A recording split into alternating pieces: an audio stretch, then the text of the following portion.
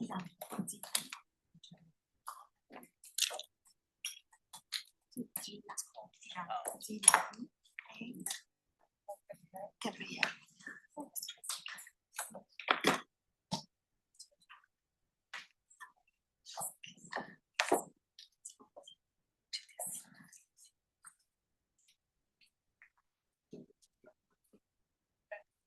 the best thing is one to going back to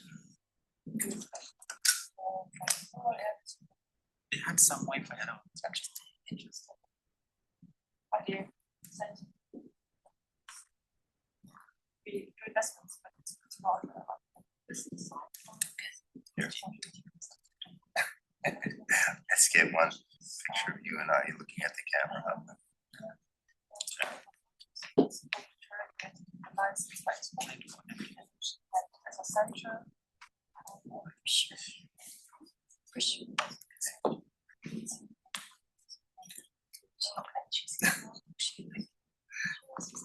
Hi everyone. I think we can start. First of all, I would like to take this opportunity to thank everyone. Hopefully people online can hear us. Welcome to our webinar today. My name is Willis Ochieng. I'm the Executive Director for Center for Rural Empowerment and Agricultural Transformation for Sustainability, CREATES International. And on behalf of everyone who is attending, we want to say thank you. I know others it's evening, some it's morning. We are here at the Baha'i Center in New York. And for everyone joining us online, thank you so much for making time to share with us. This event is going to be about discussing the role of women in rural development. And we want that everyone to share experiences based on what they're working on.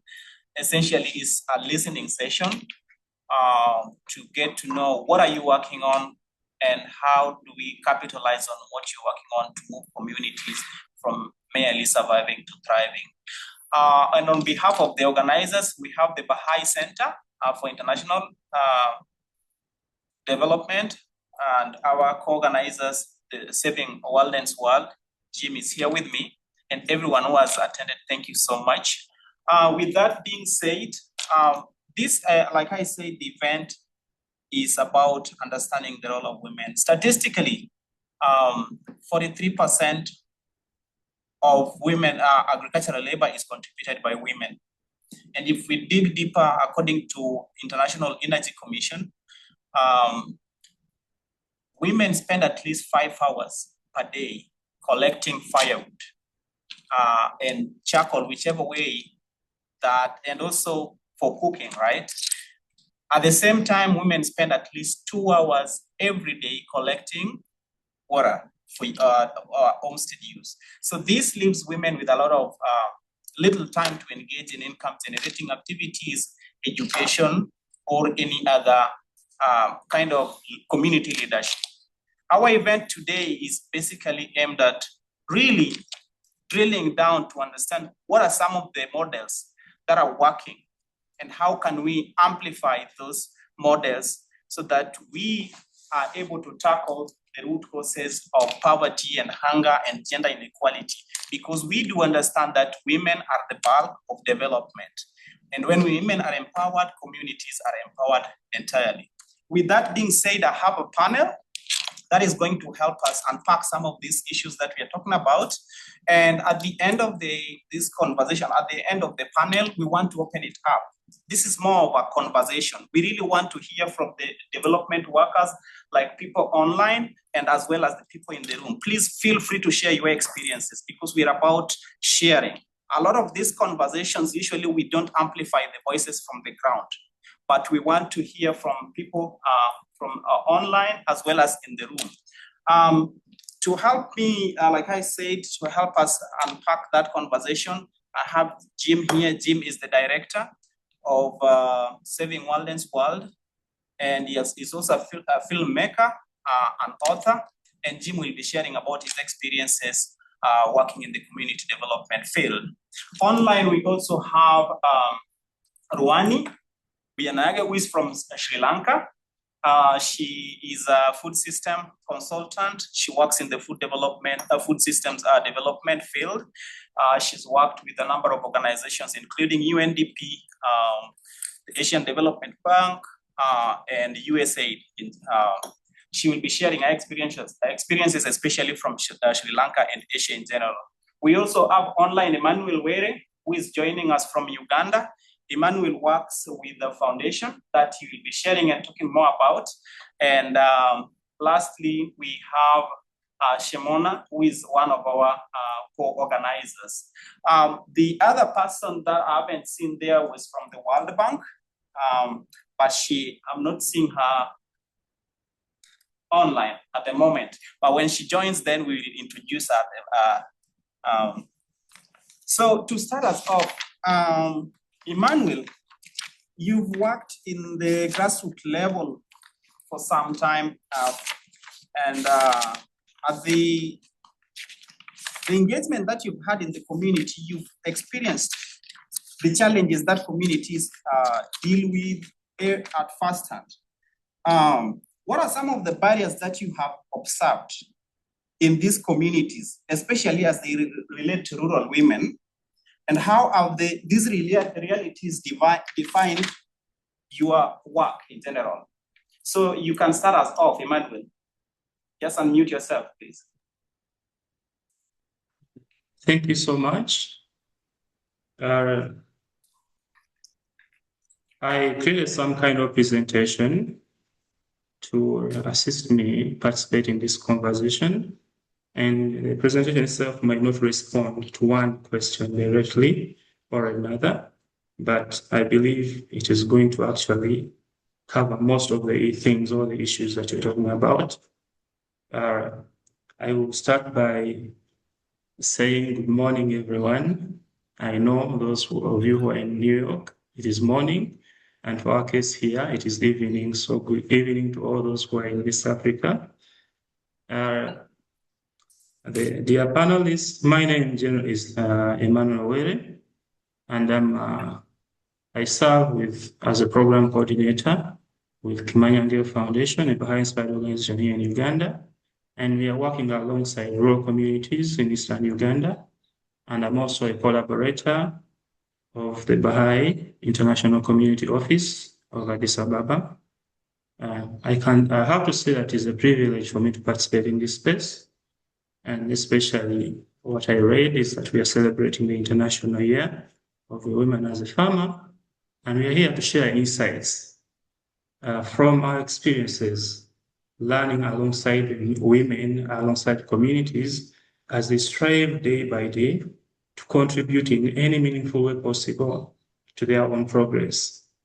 Our experience has generally showed us that within every community, there is wealth of capacity, a lot of knowledge and experience. And in a sense, we don't look at communities in terms of maybe the challenges they are facing, but we see a lot of potential that communities have. And then we try to learn how we can work together, to study together with the others, to consult on the questions that people have in their communities, to arise, to serve one another. And we believe that when this happens, actually, communities are capable of contributing to their own advancement and the advancement of their families.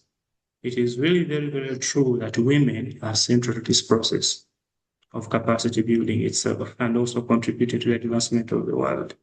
Through their contribution to agriculture, for example, to family life, like you already said, the many activities that they engage in as women, through their contribution to education, to community service, they are already helping to shape that kind of development that we want to see everywhere in the world.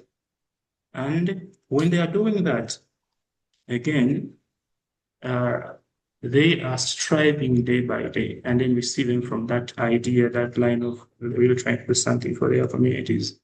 To share this, to assist me actually understand this, I'll take you through a story of one woman in the community, from the communities we are working with, and her name is Aisha, and she comes from a village called City, Eastern Uganda in Kamuli district.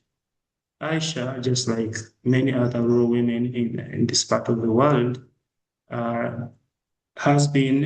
was looking for ways to support her family to advance as an individual and support the community. And then that's how she came into contact with another woman in the community who was now facilitating a study process in the community. So this woman invited her to visit her backyard garden that she has, and then shared with her a few seeds, and also invited her to join one of the study groups that we have in the community. And then in this kind of study group that she participated in, she started to learn together with fellow women to think about the issues that are around agriculture, to talk about issues relating to seeds, how they can actually learn together to address questions of nutrition at home, and questions of drought, questions of limited knowledge about agronomy, challenges related to the markets, for example, at all when they're in the village, different people will come and buy their produce at a very, very low price. And then when they go out there, they sell at a higher price, and then in a sense, the community loses a lot of resources in that process. So when they came together, they started to think about, to study together, to reflect on those challenges and start to think about what they can really, really do together to start addressing these challenges one after another. So she established a backyard garden, for example, and then also joined one of the saving groups in the community. She learned and consulted with fellows in the community. And through her small savings over time, she also started to invest in the chicken raising. And that is how we saw her now start to grow. And most importantly, now she became someone that other women look to and visit to assist them learn about some of these same issues, just like she was assisted by another lady, another woman in the community. What we have seen over the years is that the issues of development in our understanding begins with human capacity. I mean, the development itself, community transformation starts with human capacity. Like access to resources, for example, technology, infrastructure, and finance are very important. But these cannot, however, lasting progress can only happen if individuals in the communities are able to come together and learn together, generate knowledge, and apply insights and work together towards shared goals. That is one of the things that we've seen over time.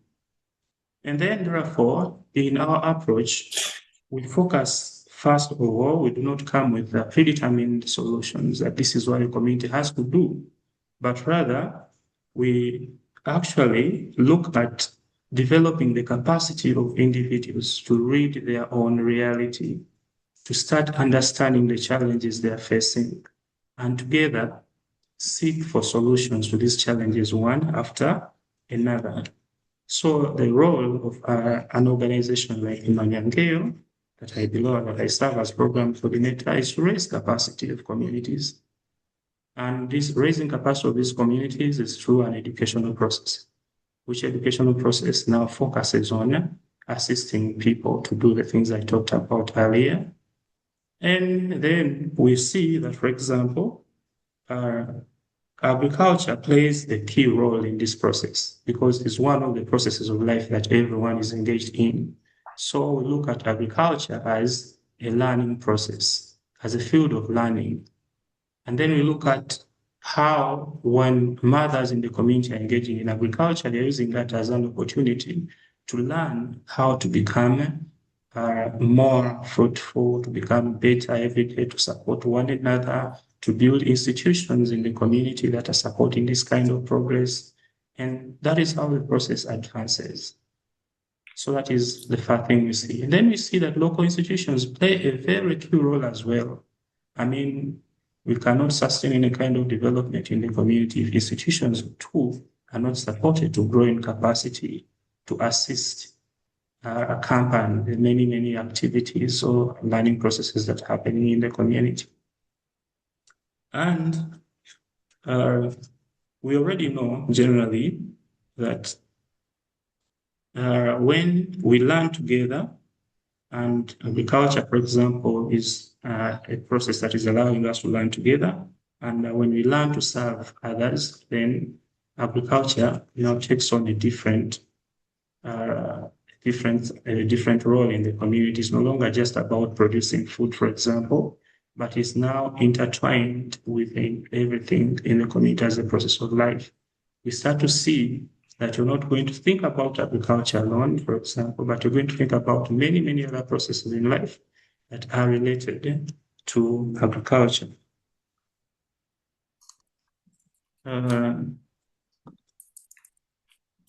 So the other thing we have seen over time is that the power of relationships in the community, for example.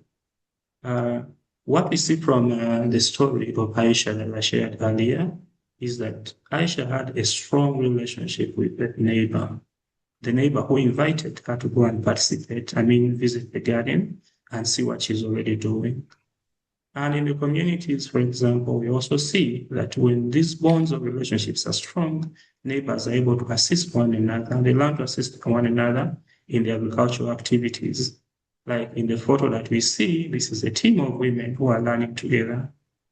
That is, they are starting to establish a community learning garden for that kind of group. Here they raise seeds, for example, as they raise seedlings and they share with one another the seedlings.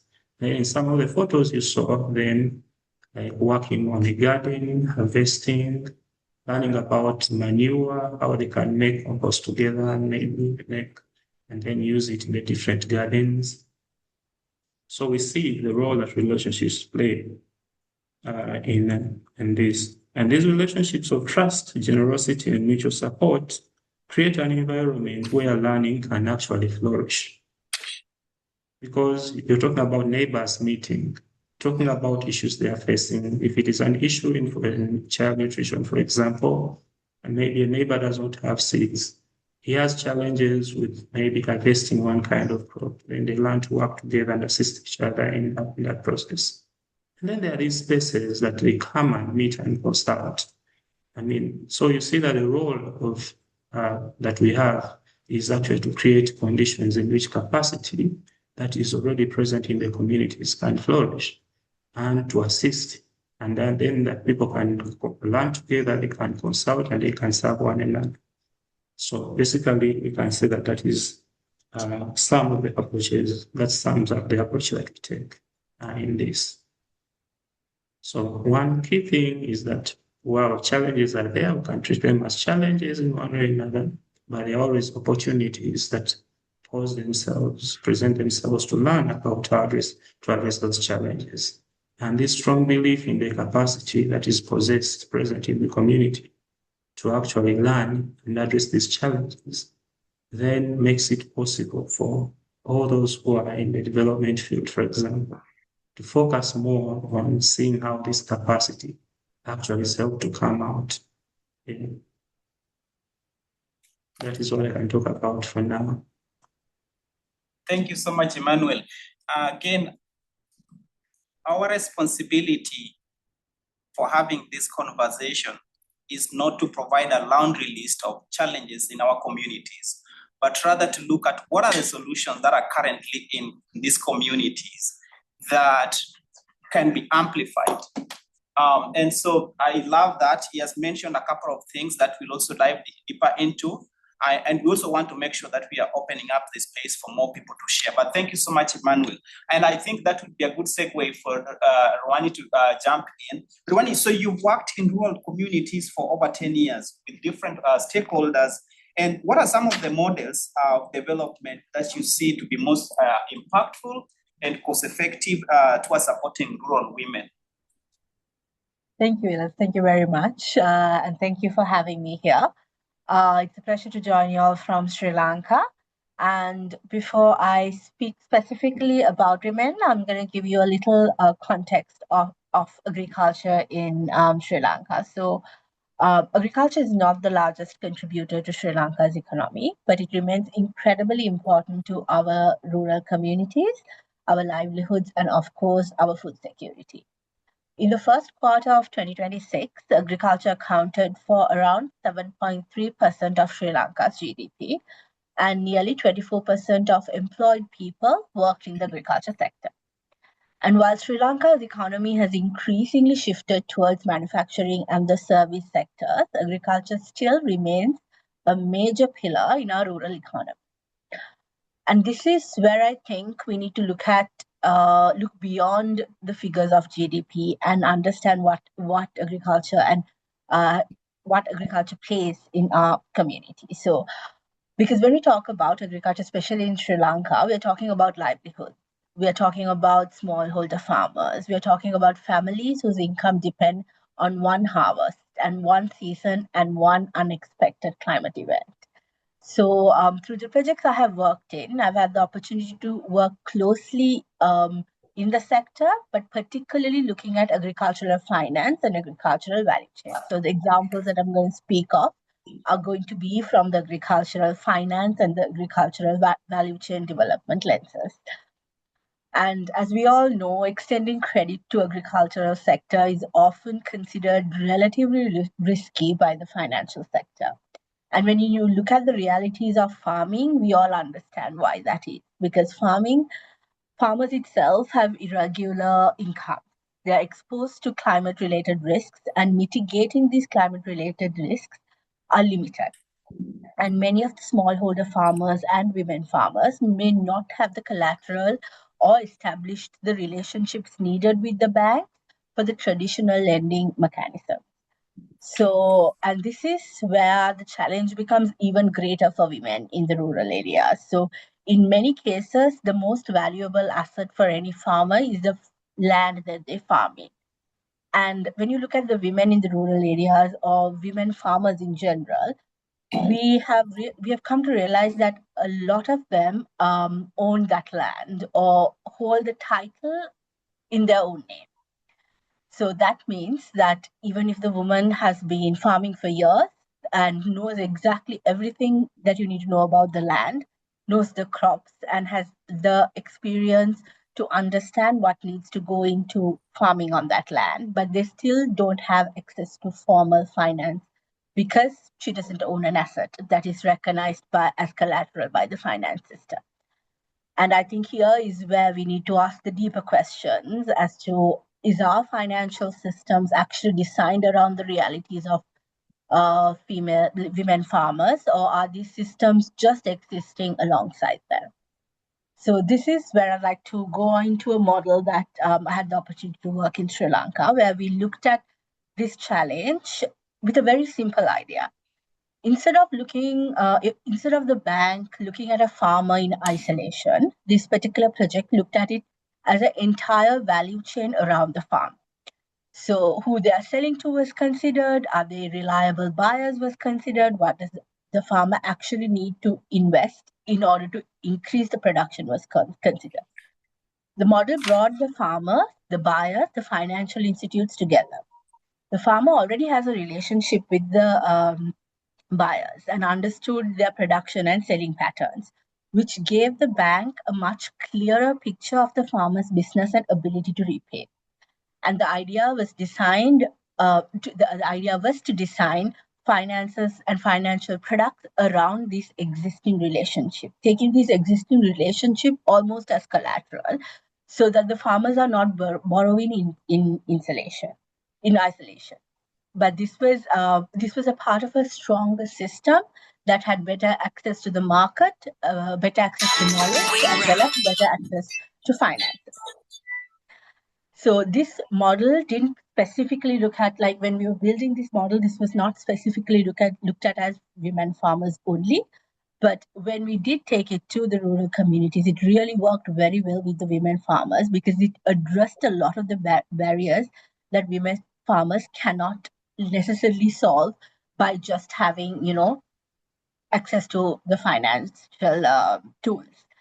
So, and if the women farmers didn't have land, that didn't mean that they are now unbankable.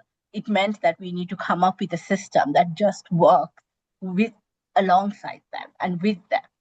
And the fact that within this model, we were able to understand if she is a reliable buyer, if she had a good history of production, and has established a good value chain relationship, helped the bank, the financial institutes, as well as the buyers to almost keep their relationship as collateral. So we often, when this model was implemented, we often focused on asking the farmers about, how they for how long they have been, building these relationships, and for how long they have sold to the same buyer, and how the income varied along the year. And this data helped us understand the gravity of the income that they have, and how they would be able to pay back the loans that they take. So we often focus on asking farmers about becoming, we often focus and ask farmers to become less risky borrowers.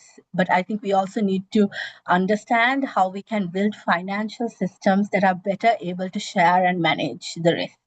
And this is why I believe, this is why models like this worked well in Sri Lanka. And alongside this, I think the fact that the Central Bank of Sri Lanka has a rule that says all the commercial banks need to spend 10% of their lending portfolio on agriculture, meant also that the banks are, actively looking for great agricultural projects to lend to. So those are two of the examples that really worked. And I think it's important that, especially the rural women, as they are contributing so much to the agriculture and our communities, we need to ask the question as to how we could redesign, or rethink our financial systems, our policies and institutions to recognize the realities of the women farmers and to give them the equal opportunity they deserve. So that's just two examples from Sri Lanka. Thank you so much, Ruhani. As you can see, what Ruhani is trying to say is that women need holistic interventions that do not only address some of the things that we are seeing, but also the unseen, the challenges that they're dealing with. And I think, James, you'd be in a better position to tell us, you as a filmmaker and also an author, you go into these communities. What are some of the things that you saw are happening in these communities, and how are communities adapting to the impacts of climate change? If you could talk a little bit about that. Sure. Yeah. It's beautiful to see the slides and hear the stories from Rwani and Emmanuel, because in my own filmmaking, and when I see Willis's pictures from Kenya, when you get into the rural village, they almost look similar. Like if I'm filming in Cuba, I'm filming in Slovenia, and I'm filming in Kerala, India, and I'm a rural farmer in Maine. So I've been growing my own vegetables for 30 years. My mother was a farmer, like for the family, 9 kids. Each kid had a garden plot, and we had seeds that we could grow anything. So that's how I grew up. But when I see these pictures, they're the same. We all know something about each other. When I go and see a farm, whether it's in Africa or in Latin America, the people I'm talking to have read the same books. Like Masanobu Fukuoka from Japan. Like we all know the same books about rural farming, and we face the challenges. So some of the things that I saw in Kerala, India were quite stunning. Like just to go on what Ruwani was talking about, a microfinance scheme. So in Kerala, India, it's a state of India with 30 million people. 4 million women are enrolled in a microfinance scheme called Kudumbashri. So if you're in a community, you would meet with a dozen other women every week, and you put money in your own bank account. So they each have their own bank account. So they're putting 100 rupees a week or whatever they can, but it's their bank account. But while they're meeting, they're hearing each other's stories. So by the end of, say, 8 or 10 months, they realize, this one, I have 2 cows and I'm milking them, and you don't have any. Or you have 1 and I have 6. We got to get you another cow. Or we need to get you a better sewing machine because yours is breaking all the time. And so they will say, we're going to make a loan to you first. And it's a peer loan. So it's peer lending. They're giving their own money to their peers. But then the state of Kerala, India, When that loan is repaid, they give the full original principal amount as a gift. You know, in the US, we say like 90% of small businesses fail. In Kerala, it's like 90% succeed because we're making it succeed. And this Kudumbashree model came in Kerala in 95. I was there in 93 as a researcher in Kerala. So as a filmmaker, I'm going back to a place that I've been following for 35 years. And they first did this thing called decentralization. They gave funds to the local municipal panchayats. Then they did something called community-based planning, people's planning process. So they taught everyone in the village how to do rural municipal planning. So then when they put forward a project, they would understand how to put a successful project. And then on the heels of that came this Kudumbashree model, microfinance now spawning hundreds of thousands of small businesses. And it's almost all organic. It's almost all local. It's using local resource for a local product. It's not trying to sell to a multinational. It's not trying to make a call center and have a bunch of thousands of people lined up answering phones. So, but some of the things that I found that were unique amongst these different places I went to film, I first went to make a film about who is really on the leading edge of sustainability, meaning small families, small eco footprints, and really healthy people, high human development indices. Those were the three things I went. I didn't really go to film women empowerment. But when I started filming, bam, you get knocked over the head. That's what it's all about. It's about women empowerment. But I'm also a former military engineer, and I was an arms dealer as a young person. And so what I realized is the enemies of our country were Cuba, Kerala, India. Our CIA undid the first government that was elected, a communist government in Kerala in 58. US CIA went in to undo that government through Indira Gandhi, fomenting street violence to give an excuse to disband the government. We paid people to do street violence. So what I realized as a former arms dealer is you can't avoid colonialization, neo-colonialism, or past colonialism and its effects, because in a rural area, you can't do anything if you're being, your life isn't in your hands, you know? You're being run by a foreign entity. So, you know, Cuba and Kerala did land reform at the same time, getting peasants land. Then they did literacy. And it's cute to see little girls going to school. To me, that's not as cute as it is or exciting as to see a woman getting a PhD. So in Kerala, I'm interviewing indigenous people and all their kids are getting masters and PhDs because it's been free for 60 years. College free for everyone. In the US, we don't have that. In my state of Maine, the 40% rural women don't have access to that. So these two interventions at a state level 60 years ago meant now you have 3 generations of women with education. And that's really transformative. And then packaging it with land reform so you have access to land. And then packaging that with really helping women in all the struggles that women face anywhere. You know, I have 5 sisters and they all face domestic violence, you know, all of them. You know, you can't escape it. We think of, oh, child brides in India is horrible. Well, date rape on a college campus in America is horrible. You know, the treatment of women around the world is really horrible. All their labor is not valued. So all these societies that chose consciously, like I'm interviewing a woman in Cuba and she says, oh, we gave women the right to abortion in the 30s. Even though it's a Catholic, you know, Cuba is quite Catholic. Women have had fundamental reproductive freedom since the 30s, you know. And we're still arguing about it in the US, you know, but nations that realize like it's a fundamental human right to plan your family. And then, you know, so what happens in these societies is women aren't becoming just like a baby factory for a colonial agriculture, like green revolution. You know, you want to put out a lot of children for factories or for agriculture in a big holder system. But in a smallholder system, 1 or 2 children is just fine. And the women I'm interviewing in these places love their work.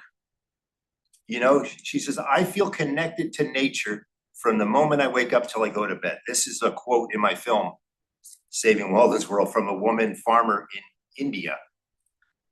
She came from a family where her mother's parents were like Rajas. They ran the area. She said, we had a medical doctor in our house. We had every privilege of society. And now if you film her family and then the indigenous family, they almost look identical. In 3 generations, she lost all that crazy wealth of controlling people's lives. She said we had people to do everything for us. But now she is working with the machete, cutting her own firewood. And she's a 65-year-old woman, but she's very healthy. And she's not really begrudging this equalization that happened in society of making society fair, essentially. So there's a bit of this social justice equity that ended up coming through the film, that societies have to grapple with this radical inequity, this radical power, like some forces having all the power and others having no power. So it's all imperfect, you know, everything in my film is very imperfect. Like they're not like, oh, this is the answer. But in the end of the day, you can see things that really kind of work. And you know, that's what I think came through was, it was exactly what Ruwani was saying. It was, you know, that's, and what you tell me about your projects in Kenya, you know, these are the things that we're doing on the ground, but I think they work around the world. And I would even love to see the women meet each other, you know, from all these different societies with different languages. They're going to meet and be like sisters immediately. You know, when I go there, I feel like I'm immediately connected to what their work is. I kind of know it because I do it. And then I know the challenge a bit and also know the joy. Because to be a farmer is kind of exciting, especially a diverse farmer, because when you're growing 10 or 20 things, one thing fails. You got 9 other things. So you're not going to go hungry. You know, it's when we have cash crops that we really become vulnerable. But a lot of these diversified small farms, climate change is creating a lot of stress for a farmer, no matter where you are. But a diversified permaculture farmer where they're growing, like the woman in Kerala, she's got maybe 50 different things she's growing.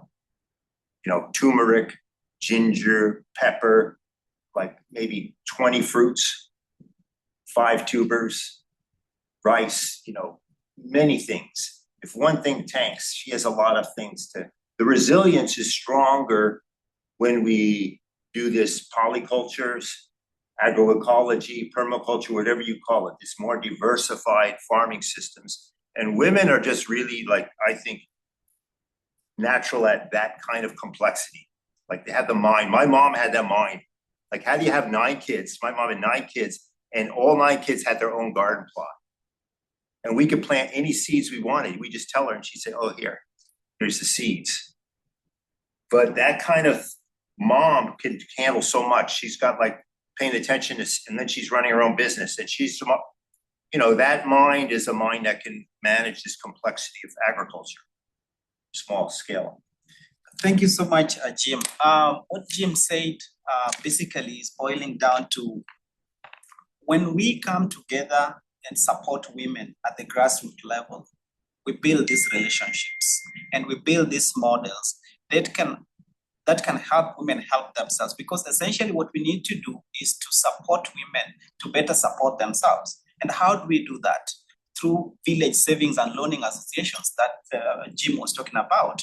And you see from these conversations that the village loaning and savings and loaning associations do not really stop at getting the money. They go beyond. When women come together, they start talking about issues, reproductive health, gender-based violence. And these are the real issues that we need to tackle if we have to empower women.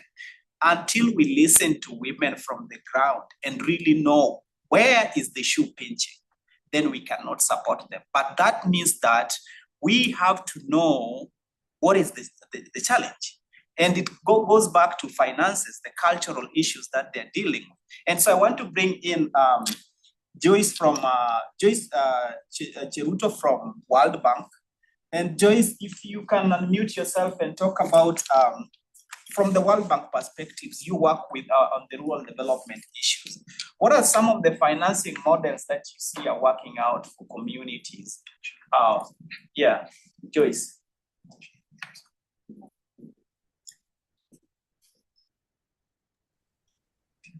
Yeah. I don't see Joyce.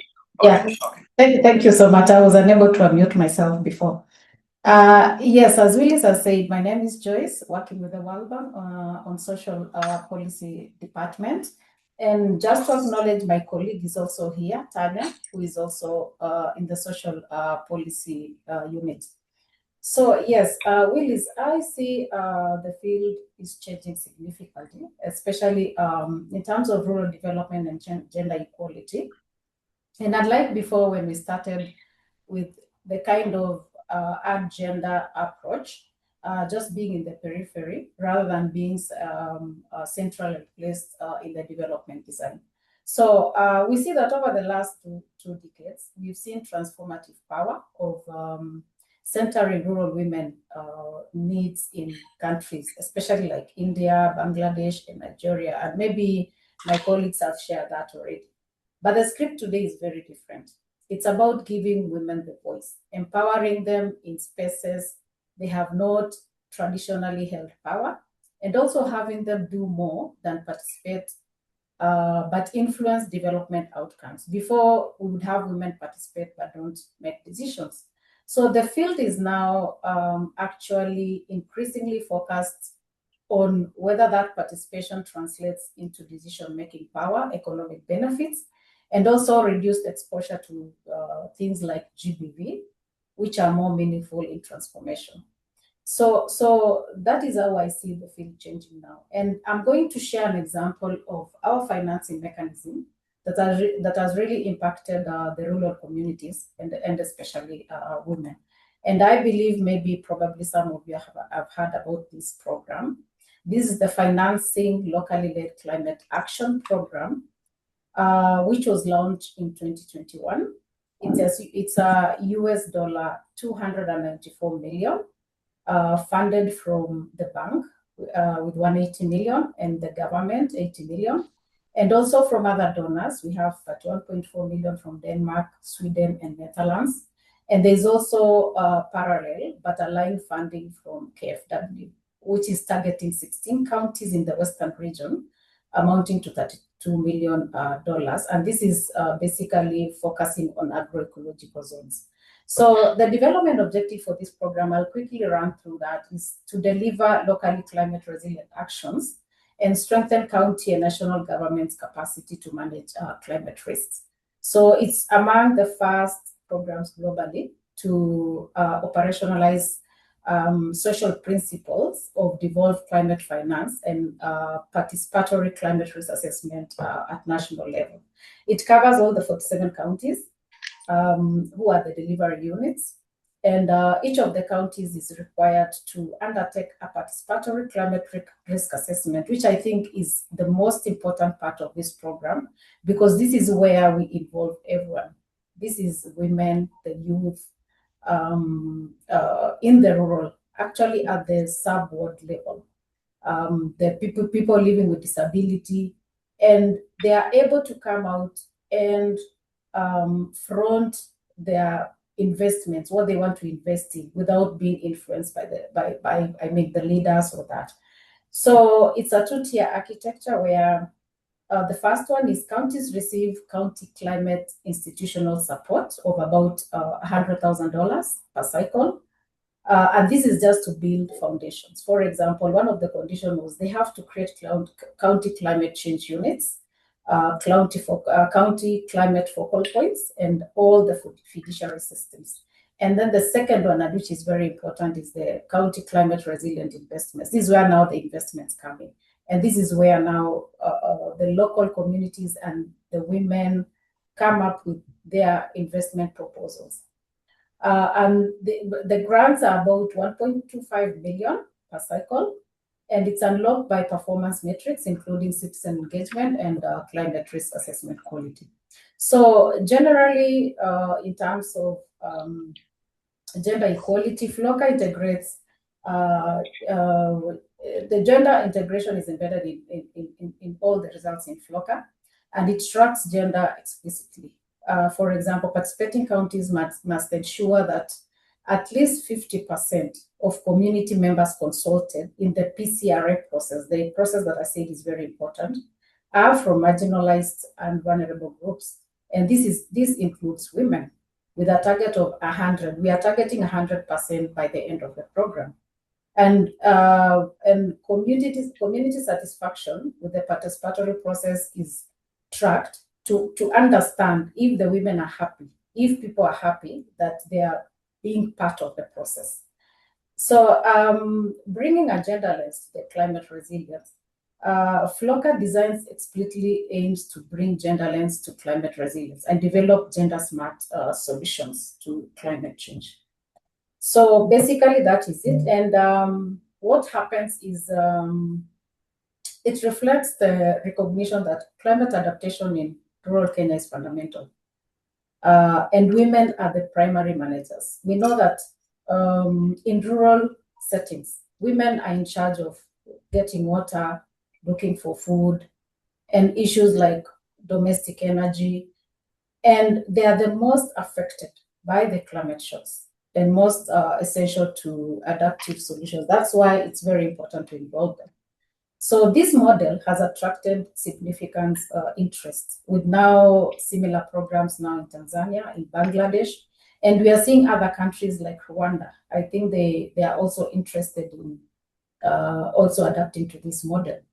So the program also uses performance-based grants. So that it's a P4R. P4R means program for results, meaning that you achieve certain results for you to be given the grant. So there are certain conditions that we have given to counties, and they are meeting these conditions. And one of them is including having 50% of women being part of the world climate change community committees, which is, you see now women are brought on board to also participate. So counties also are scored on inclusivity of their planning processes. They must include everybody, and priority actions, meaning that local governments have a financial incentive to ensure that women are not just present, but influential. They have to make decisions. And just to back up that is, we were in a performance review last week, and it was very impressive to see how women in certain regions, if you know Kenya very well, there are certain regions where women are not regarded as to be in the table. But with this program, you see women are now even part of the project committees. When the project starts, they are there from the beginning to the end, and they have a say in everything that is done. So this project has really helped women to also make decisions. So as I said, the sub-projects are identified by communities, and the technical team from the counties help them in providing support in terms of even drafting their concept notes and coming up with the projects, the investments. And now with this, they shift the power in the direction of those who bear the greatest burden at the lower level, and those are the rural women. So the program also tracks the percentage of counties where at least 30% of investment priorities expressed by women are adopted. So this ensures that accountability for women's voice is translated into actual investments and not just speaking. So projects that are proposed by women are ensured that they take place, they are implemented. And in every county, as I said, the World Climate Change Planning Committees, this is a community body that identifies investment priorities.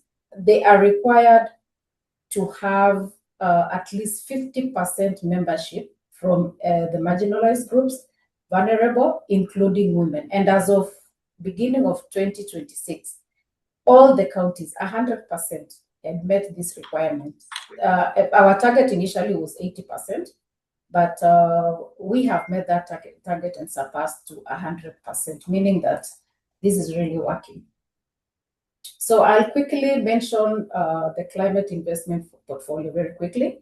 So in terms of projects, we have for climate change resilient grant, the first one, total projects were 2,245, and out of that, 41% went to water, 14% to agriculture, 20% to environment, 2% to disaster and energy, and 19% to integrated investment. So you see where the money actually went to, which is water. And water is really a very important thing in terms of, especially to women, because they are the ones who are seen as to fetch water, to look for water, to water the animals, especially in regions that are marginalized.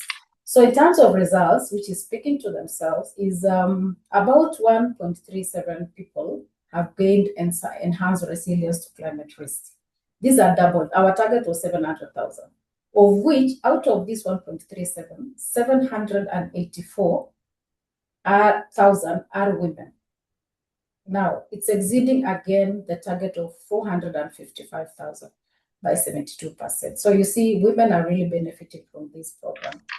Climate investments are producing secondary benefit beyond what we had planned for, original adaptation objective, including new livelihood opportunities. For example, if you provide water, I mean, these women will be able to focus on other livelihood investments, maybe farming, probably for the girls to go to school. So some of these things we were not initially were not initially in the objective, but you see, these are some of the benefits that have come with it. And we, as of March this year, 38,000 plus women and 24,000 youths had benefited from these extra or additional adaptation objectives.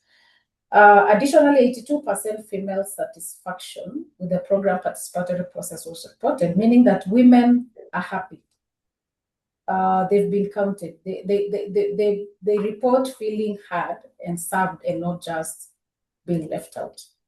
And then 28,600 hectares are under sustainable land management, including agriculture, irrigation, natural resources. And this, when you look at these investments, they directly underpin the rural women livelihoods. So quickly to just mention a few other funding mechanisms, like for example, we have other projects that support women livelihood. And one of them is the Pamoja project. This is a Tanzania project for advancing gender equality in Tanzania. It's an IPF. IPF is an investment program financing. It's $100 million, where women are the center, and especially the rural women. And its objective is to increase access to economic opportunities for women, gender-based violence prevention and response services in targeted areas in the Republic of Tanzania. So I'm not going to deep details, but if you get the time, I think these are some of the projects that have really come in. So notable of this and what FLOCA has done, we've seen that it has crowded in financing at scale because other donors have trusted the process and the modalities, despite the shifting interests and priorities. So this means strategic public investment unlocks additional finance at scale, especially from the donors. And FLOCA has demonstrated this because they've received, there are other donors who are really interested in doing the same. And yeah, the program has also crowded in additional 1 million from KfW, now with additional 16 million under processing and 35 million from FAO. And this is aligned to FLOCA community-led processes. And the most interesting part of it is the counties have passed the County Climate Change Fund Acts and are investing their own resources to this agenda. So you see the importance that this project has come up with. So over the last 2 fiscal years, counties collectively allocated about 61.3 million from their own budget to the climate action. And despite the fact that the program is closing in December, we've seen counties have actually allocated the funds beyond 2026. This means it means there's sustainability and the projects will continue. Additionally, this model is deliberately designed for sustainability. As I mentioned, county legislation, community governance structures that have been put in place, and county level fiscal commitments are all institutionalized in law. So meaning the sustainability and donor dependence will not be for so long. And finally, going forward, and what we think will work is the evidence for FLOCA is clear. When strategic funding is structured to make women's inclusion non-negotiable, the results are transformative and measurable. There's also a need to move beyond reporting women as beneficiaries. We need to build women's participation and benefit into performance conditions, just like the project that determined funding access. There's also a need to trust communities with resources, because we have seen it work in FLOCA. We've trusted them with resources. We've gone to the field. We've seen what they have done. It's just amazing. So performance-based grants that flow to community-identified priorities produce better outcomes, because there's that ownership of those programs.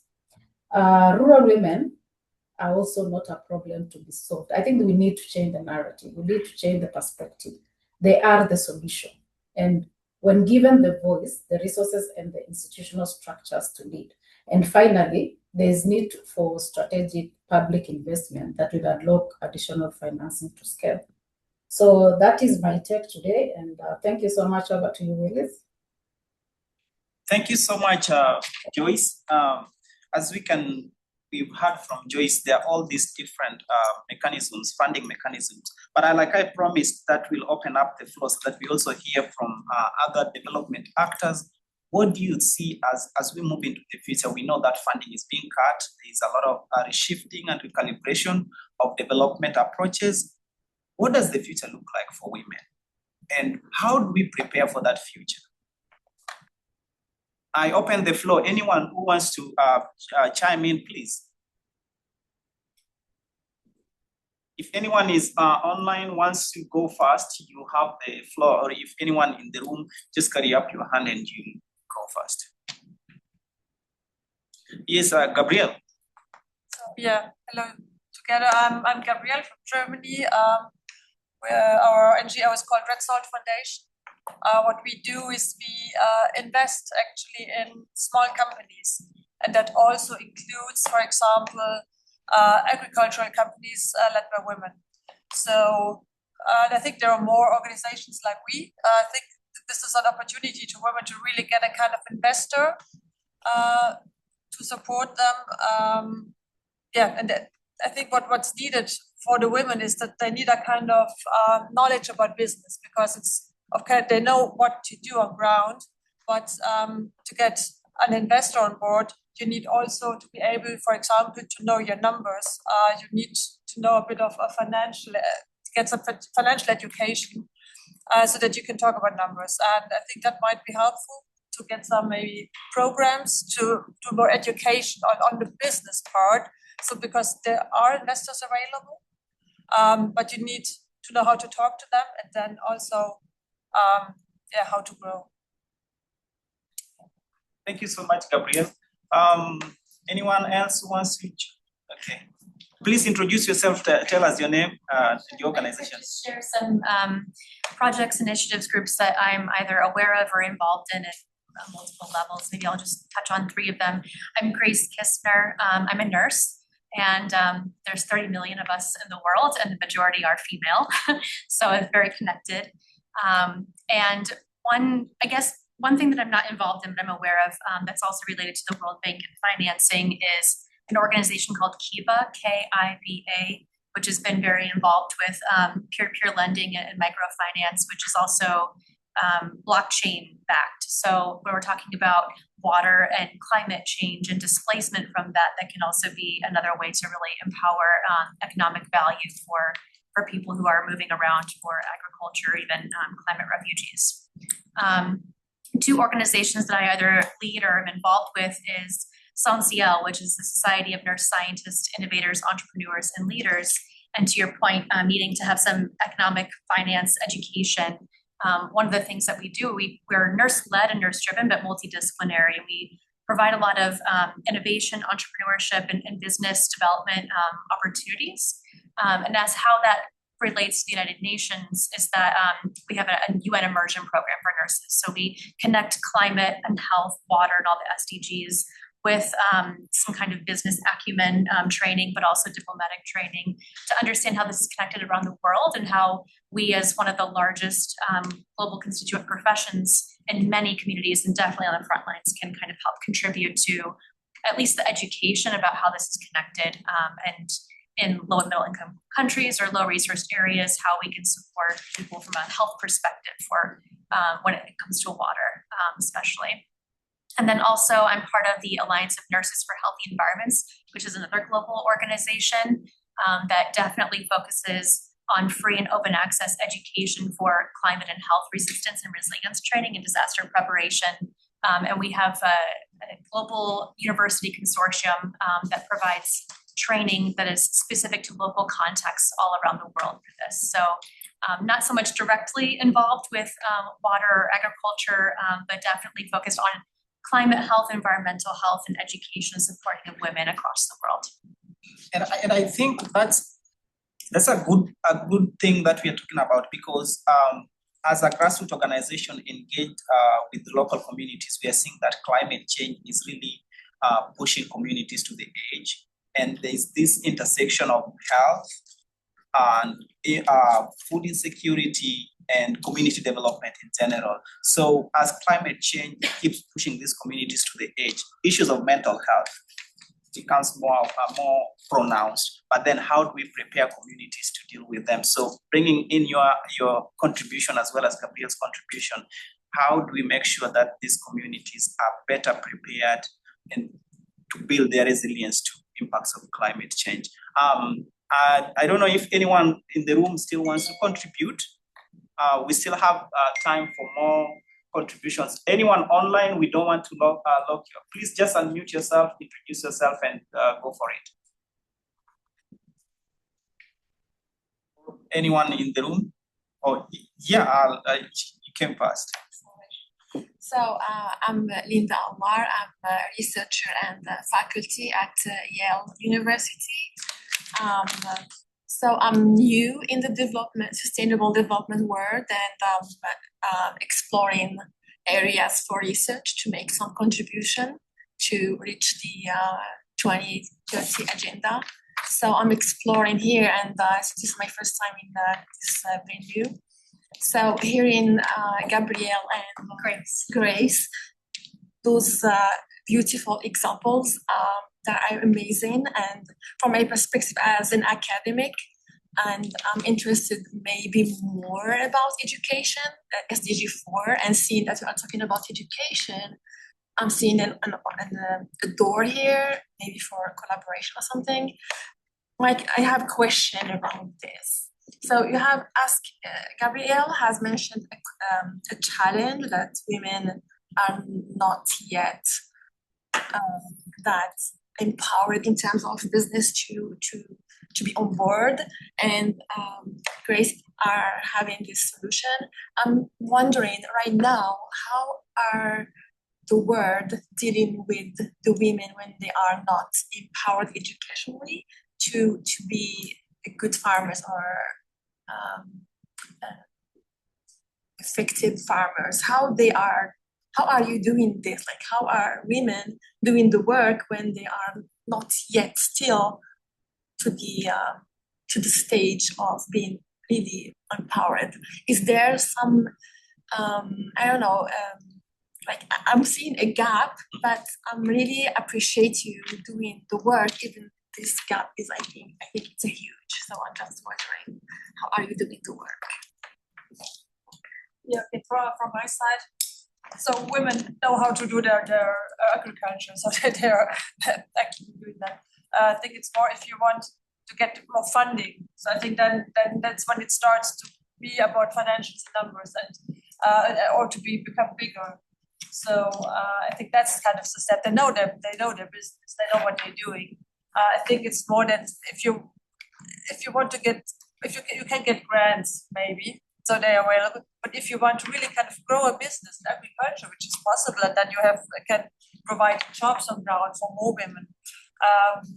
And then I think then you need financial literacy, and we have seen examples at work. So there are women, there are young girls, they go to university, they come back, and then they have the degrees, and then they start the agricultural business. And we supported, for example, a young woman, and she said, I want to export, and we supported her in getting her export license, and then she's working with many other farmers together. So she's doing the central financials and getting the investment, but there are many more women around, and they are doing all the agriculture they know how to do, but they're kind of cooperatively working as kind of exporting together then. So that might be one example. And before I give you the chance, I also wanted to chime in a little bit. As an organization, we work with rural women, and one of the challenges that we see is lack of access to gender appropriate and culturally appropriate extension services. And this because, for instance, in Kenya, the ratio of extension agents to farmer is one extension agent is serving 1,800 farmers. That's huge.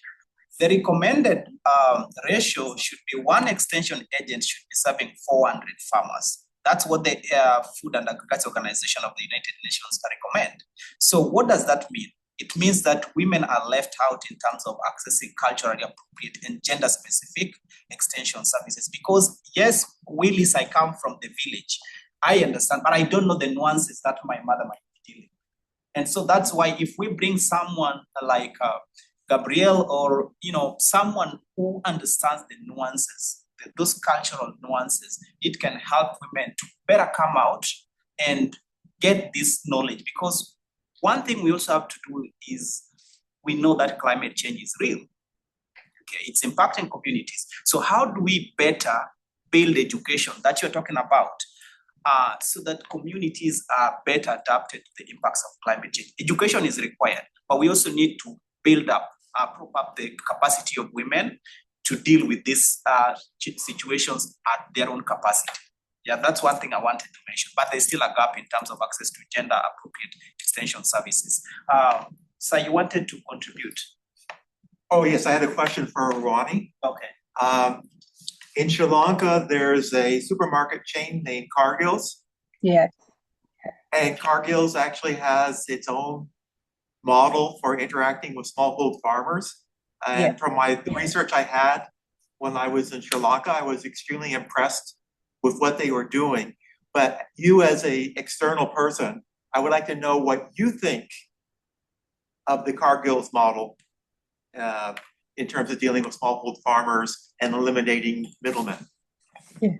Thank you. Thank you for that question. So Cargill's is a supermarket chain in Sri Lanka, and what they went on to do was they created the Cargill's Bank, which then the model was basically to make sure that the produce that they buy from the farmers that then goes on to the supermarket, those particular farmers do have bank accounts with the Cargill's Bank. So they created their own value chain there, which was very brilliant and very very prosperous for the farmer. So the one of the programs that I was a part of actually did look at the Cargill's bank model, and it worked very well with the institution as well as the farmers that they took on board. So this meant that they gave financial literacy to the farmers to understand, how the banking system works. Like if they're bringing, let's say, $100 per week, that would mean that they're able to get a loan that would eventually have a monthly payment of maybe $20. So that they educated the farmer also to deal with the banking system and to understand it. And with the success we have seen with the projects that I have done that had affiliations with the Cargill's bank model, it's a brilliant model, and it works very well. And I'll be happy to connect you to somebody at the bank that I used to work with to understand the model better as well. Thank you. Do you have a follow-up question? Or are you okay? No, that answered the question I had. Thank you. Okay, thank you. We'll go online. I see a few hands up.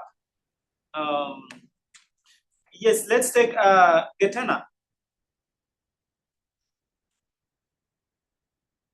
Please unmute yourself.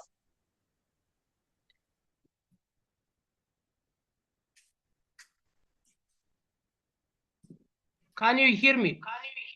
Yes, we can. Please go ahead. Yeah, just a few comments. Yeah, I'm speaking from Addis Ababa, and we did a number of field assessments on VSLS and Rusakos. In Ethiopia, there are more than 21,000 Rusakos and as much VSLS. So the good thing is that these VSLS and Rusakos are the most sustainable, meeting every week, every month. So you go there, you find them without you having to mobilize them. So they meet every week. They need not just financial services, but they also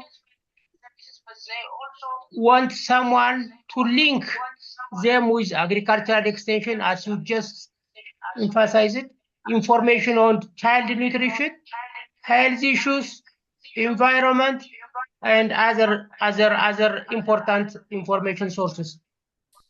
The interesting thing we see is this group of women, they have their own mechanism how to deal with problematic husbands.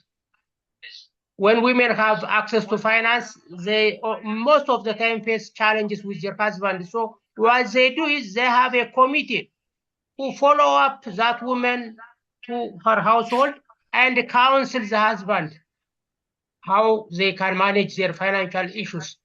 But their linkage with modern or these conventional institutions like agricultural extension, health extension is very weak. And I think we need to emphasize on these issues, how we can really solve their challenge of linking with these institutions. Thank you, thank you. Thank you so much. I'll let Emmanuel go next. Emmanuel, please unmute yourself. Thank you so much.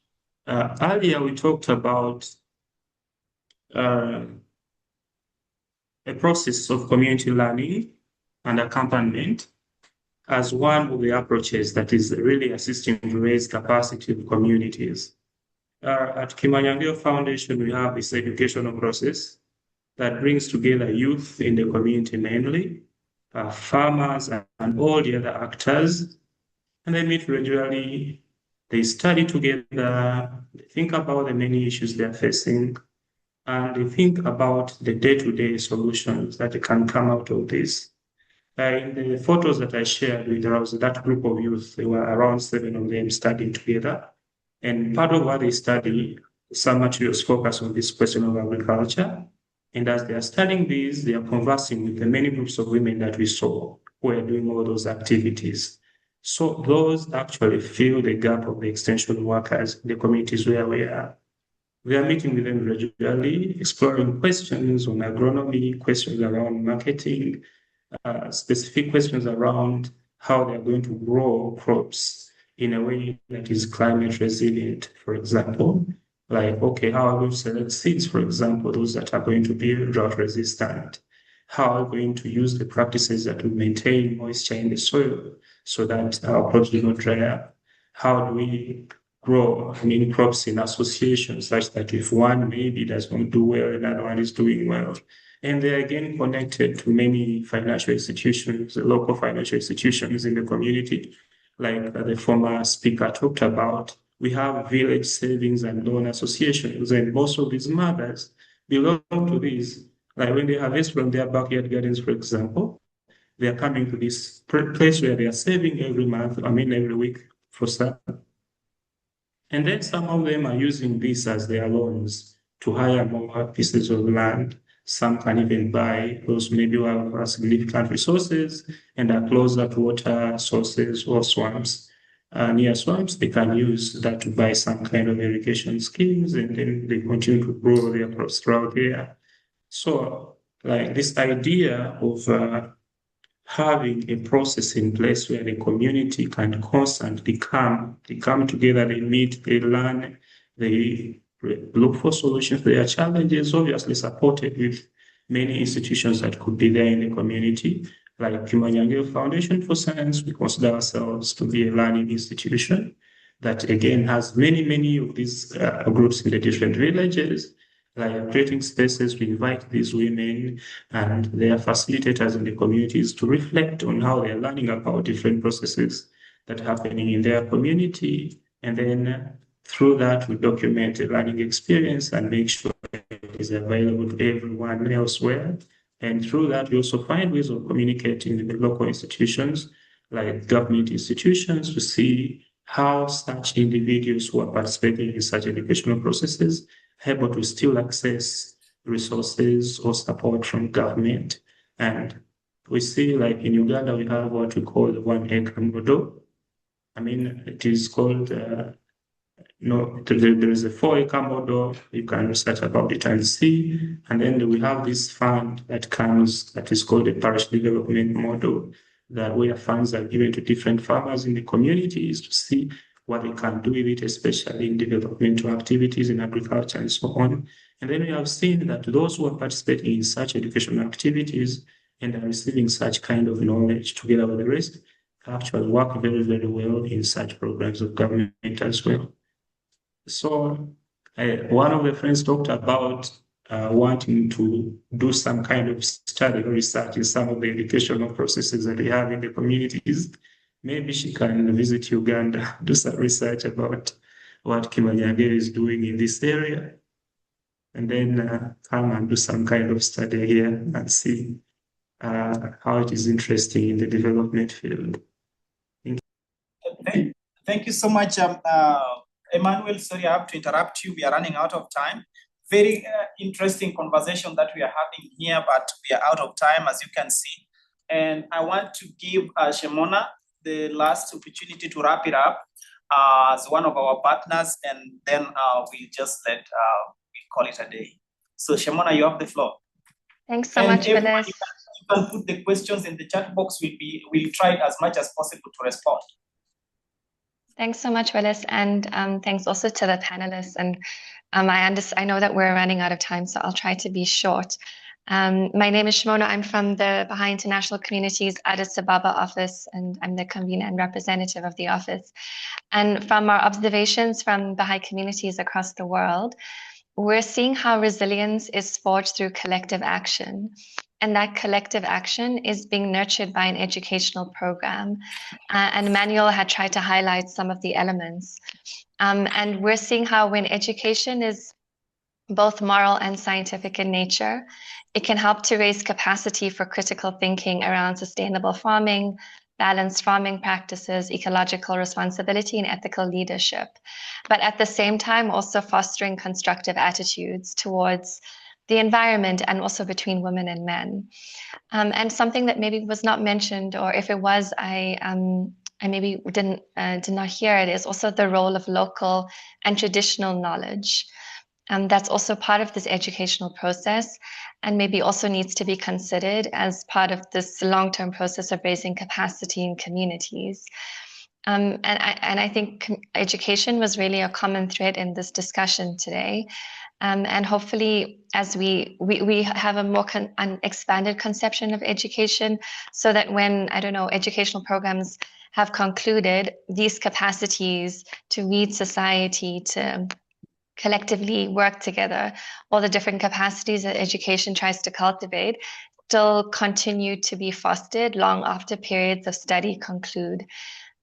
So I know that the conversation today was about finance, but we can see also how helpful an expanded conception of education is with regards to making sure that women's voices are heard and their voices are also integrated into decision-making processes. Thank you. Thank you so much, Shimona. That we wrap it up at that point. And on behalf of all our partners, the Baha'i International Community, Saving a Wilderness World, we want to say thank you very much. And we want to continue this conversation. It doesn't end up here, because we realize that the challenges of development are so huge, but we cannot solve them in silos. We have to talk to each other. You bring your expertise, you bring your finances, you bring your education, you bring research, so that together we can forge ahead and support our communities. These communities do not need aid. They have solutions. What they need is that we work together. I love that you're bringing in finance, but also making sure that you're supporting businesses. The businesses is what is going to unlock opportunities for our community. So we invite you that we come together, work together towards fostering transformative development approaches that are not merely for the sake of pumping resources into our communities. Thank you so much, and I hope you have a wonderful rest of your day. Thank you so much, Bahai. Thank you, everyone. Wani just joined us from, I think it's almost